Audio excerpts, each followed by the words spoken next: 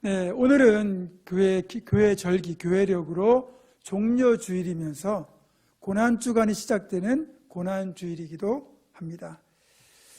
예수님을 따르던 제자들에게 있어서 가장 힘들고 어두웠던 시간은 언제였을까요? 종려주일은 예수님께서 예루살렘 성에 들어가실 때 사람들이 종려나무 가지를 꺾고 흔들며 환호하면서 왕으로 오시는 예수님을 맞이했던 것을 기념하는 절기입니다. 이때까지만 해도 제자들은 주님이 진짜 예루살렘에서 왕이 되실 것이라 믿었고, 자신들은 그 왕국에서 높은 자리 하나씩 차지하면서 이제 부귀영화를 누릴 것이라는 그런 기대가 컸습니다. 그런데 아시는 것처럼 주님은 목요일 밤에 최후의 만찬을 마치시고 겟세마네 동산으로 기도하러 가셨죠. 그리고 그곳에서 대제사장이 보낸 무리들에게 체포가 되어 끌려가셨고, 다음 금요일 날 오전 9시에 십자가에 못 박히시고 오후 3시에 숨을 거두시고 말았습니다. 이렇게 주님이 붙잡히시고 십자가에 달리시고 무덤에 묻히고 부활하실 때까지 그 3일의 시간이 제자들이 겪었던 가장 어둡고 길었던 시간이 아닐까요? 오병이어의 기적을 행하셨죠. 물고기 2마리와 보리떡 5개로 5,000명을 먹이셨던 기적의 주인공입니다. 바다 위를 걸어가시고 죽은 자를 살리시고 주님께 나오는 모든 병자들을 치유하셨던 능력의 주님. 이제는 사람들의 환호와 지지 속에 예루살렘에 들어가셔서 왕이 되실 거라 믿었는데, 그래서 그분께 내 인생 내 전부를 다 걸었는데 그만 주님이 너무나 무기력하게 붙잡히고 죽고 말았습니다. 제자들은 사실 주님이 거듭거듭 고난을 당하시고 죽으시고 부활하실 것을 말씀하셨음에도, 주님이 죽음의 권세를 깨뜨리고 능력으로 부활하실 것임을 말씀하셨음에도 불구하고 그 사실을 믿지 못했습니다. 그렇다 보니 주님이 붙잡히신 뒤부터 다시 살아나기까지 그 3일 동안 무척이나 어둡고 긴 시간을 보냈을 것입니다. 2020년이 시작될 때만 해도 우리 모두는 신앙적으로나 세상적으로나 좀 더 나아질 것이라는 기대와 희망을 가졌습니다. 그런데 4월이 시작된 지금 우리는 코로나19로 인하여 촉발된 이 깊은 어둠의 시간, 그동안 겪어보지 못했던 기이한 어둠의 때를 보내고 있습니다. 문제는 이 어둠이 언제 끝날지 모른다는 거죠. 그리고 이것 때문에 닥칠 후폭풍이 얼마나 될지를 우리가 전혀 예측할 수 없다는 데 있습니다. 이미 우리는 만남과 모임, 이동에 적지 않은 제약을 받고 있고요. 여전히 감염에 대한 공포가 존재하고 있고, 무엇보다 경제적 타격이 심각할 것이라는 두려움이 우리에게 있습니다. 그리고 이런 두려움이 실제 현실이 되고 있음을 보면서 그 두려움이 배가 되고 있는 것을 느끼고 있습니다. 이런 상황에서 제가 여러분께 드릴 수 있는 목회적 권면 중에 하나는 우리가 가진 두려움을 하나님께 맡기고 평안을 누리라는 것입니다. 물론 두려움이 없을 수는 없습니다. 그러나 그 두려움을 계속 품고 두려움에 사로잡혀 살아가는 것은 불신앙에 해당됩니다. 그리고 자칫 그것이 잘못된 믿음이 되어 굳어질 수도 있어요. 그리고 그런 잘못된 믿음은 우리가 믿는 대로 현실이 될 수 있거든요. 여러분, 욥을 한번 보세요. 욥이라는 인물은 우리가 감히 넘볼 수 없는 훌륭한 믿음과 인내와 성품의 소유자였던 것은 부인할 수 없는 사실입니다. 하지만 그에게 치명적인 한 가지 약점이 있었다는 것을 여러분 아십니까? 욥이 했던 말 중에 이런 말이 있습니다. 욥기 3장 25절입니다. 내가 두려워하는 그것이 내게 임하고 내가 무서워하는 그것이 내 몸에 미쳤구나. 욥은 고난을 당하기 전까지는 완벽에 가까운 신앙인이었습니다. 그런데 그의 말을 자세히 들여다보니까 평소 욥에게 혹시 지금 내가 누리고 있는 이 행복이 깨지는 것은 아닐까라는 염려, 두려움이 있었다는 것을 알 수 있습니다. 욥이 고난을 받아야 될 잘못된 행동을 한 건 아니에요. 결코 그런 건 아닙니다.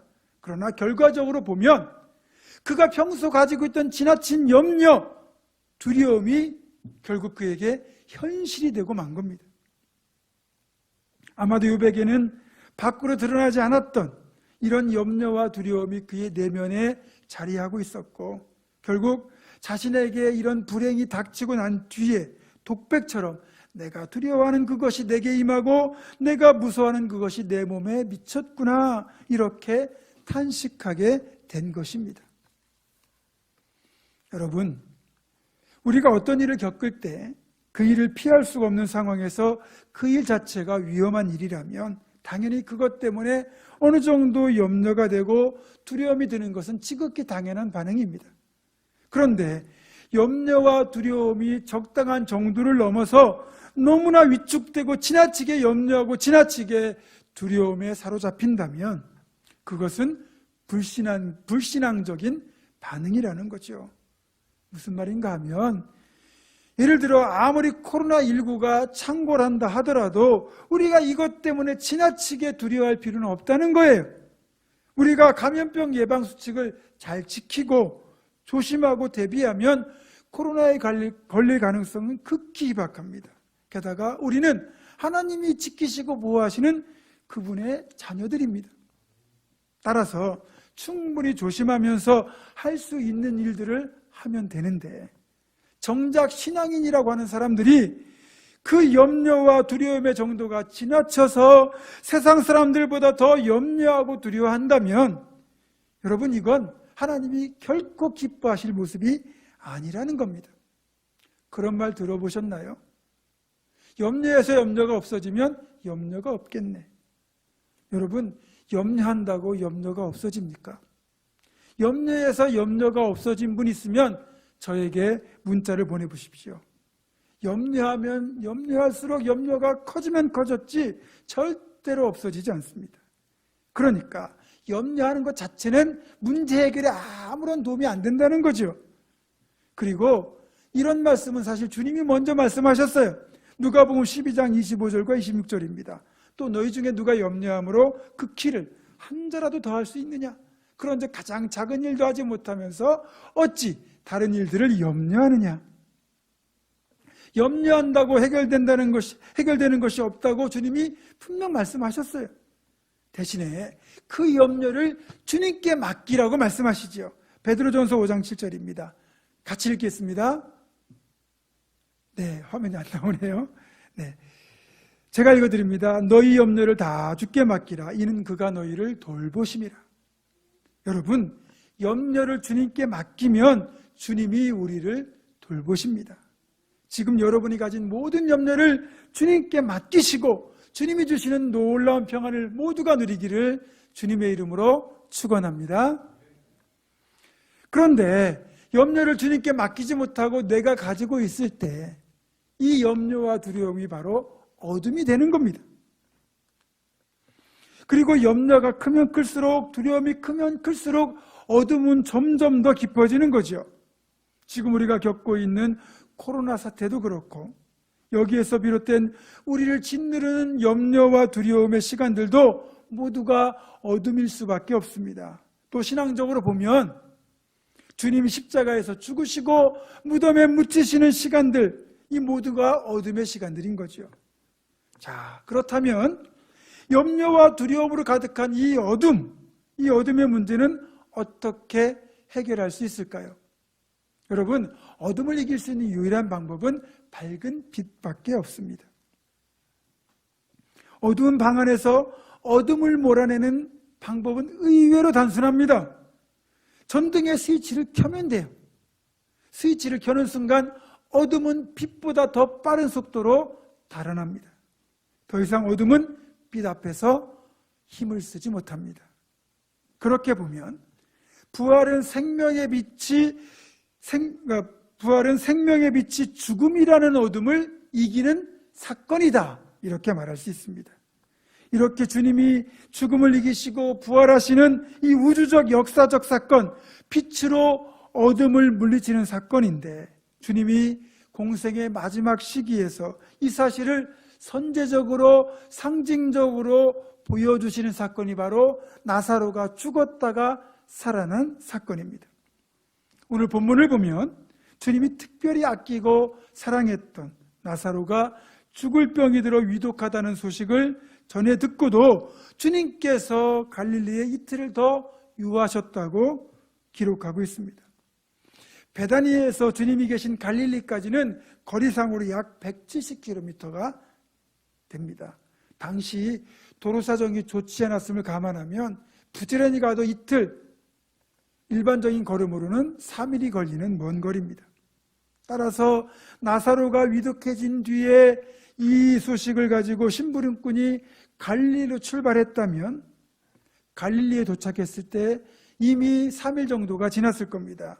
만약 주님께서 그 소식을 듣고 즉시 갈릴리를 출발한다고 해도 나사로가 위독해진 시점에서 보면 일주일 가까이 지난 시간에 베다니에 도착할 수 있는 겁니다.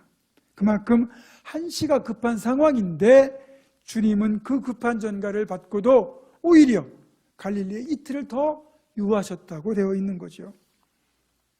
저는 인간적으로 이 구절이 잘 이해가 되지 않습니다. 주님께서 나사로의 가정을 사랑하셨단 말이 3번이나 나올 정도로 주님과 이 나사로의 집은 아주 각별했던 관계예요. 따라서 나사로가 위독했다는 전가를 받았다면 즉시 달려가는 게 정상입니다.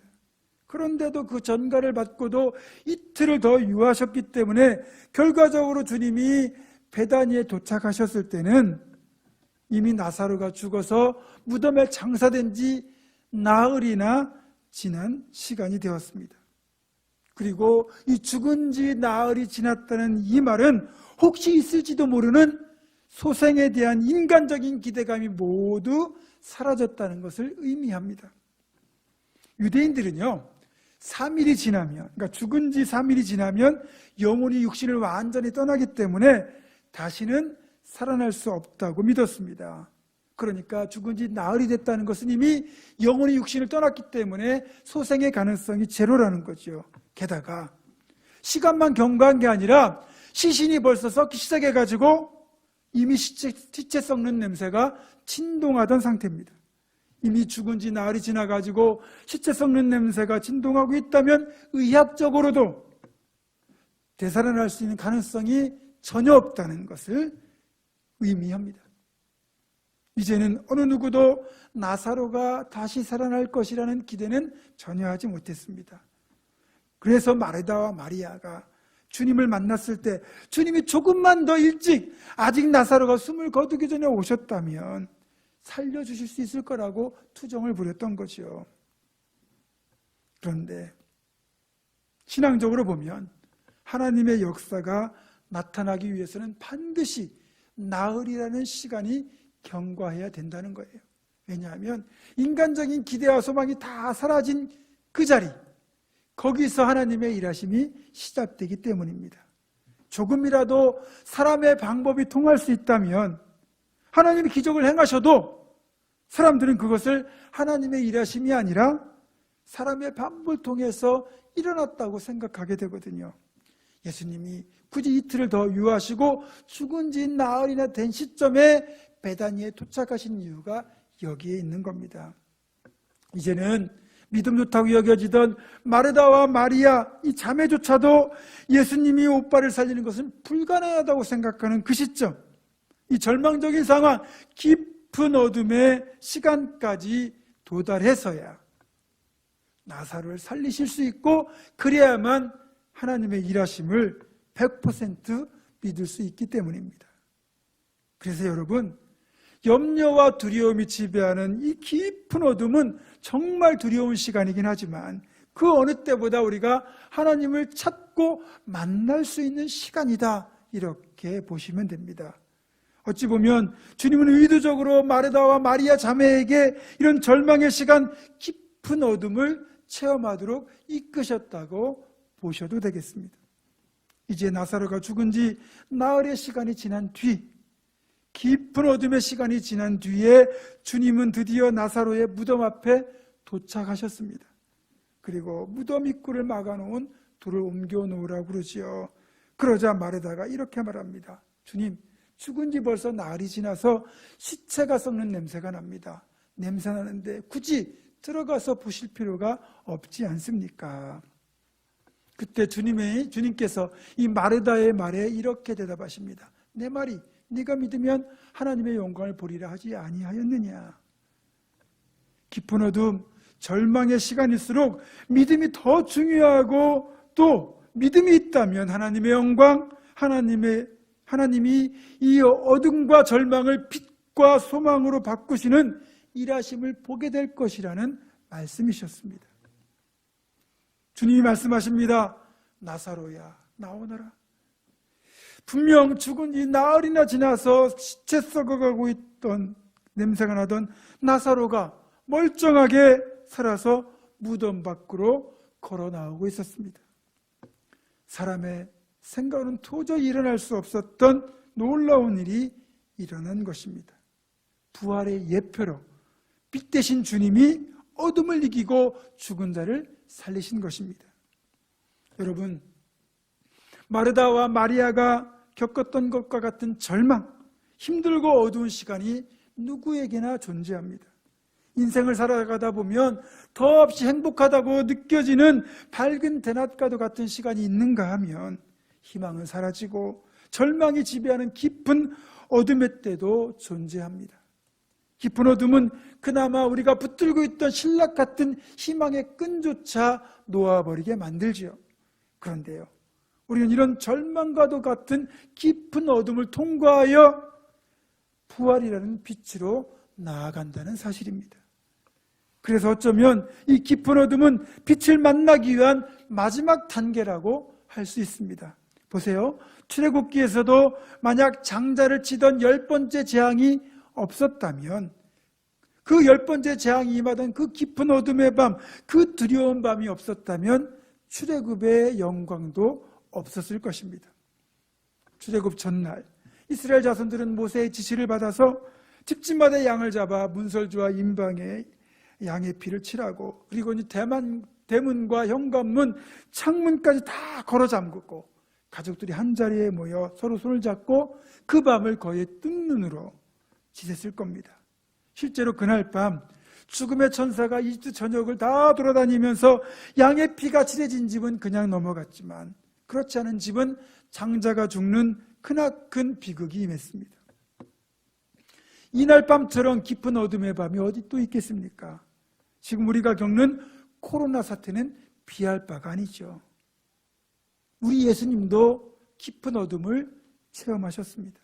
십자가에 달려 고통하시던 주님께도 이런 깊은 어둠이 또 찾아왔습니다. 그 시간이 바로 엘리 엘리 라마 사박다니, 나의 하나님 어찌하여 나를 버리셨나이까라고 하나님께 절규하듯 외치시던 그 시간, 그때가 바로 주님이 겪었던 가장 깊은 어둠의 시간이었습니다. 나사로가 죽어 이미 나흘이 지나 시체가 썩어가던 그때, 십자가에 달리신 주님이 하나님 왜 나를 버리시냐고 외치던 그때처럼 코로나로 인하여 예배당 예배를 드리지 못하고, 코로나로 인하여 자칫 삶의 기반이 무너질까 두려운 지금, 이 깊은 어둠의 시간, 어찌 보면 우리에게 가장 어두운 시간이 아닐까라는 생각이 듭니다. 여러분, 하루 24시간 중에 가장 어두운 때가 언제인지 아십니까? 동이 트기 직전이 가장 어둡다고 합니다. 지금 우리가 겪고 있는 이 시간은 마치 동이 트기 직전에 가장 어두운 시간이 아닐까 하는 생각이 듭니다. 일상의 삶에서는 코로나로 인하여 모두가 힘든 상태입니다. 교회력으로 보면 십자가에 못 박혀 죽으신 주님을 기다리는 시간, 아니 십자가를 지기 위하여 한 걸음 한 걸음 골고다로 나아가는 시간, 그 참혹한 절망으로 깊이 들어가는 고난주간을 우리가 보내야 되기 때문입니다. 그렇지만 어둠은 영원하지 않습니다. 여러분, 3일만 견디면 됩니다. 보세요. 그 어둠의 시간이 영원히 지속되었습니까? 아니죠.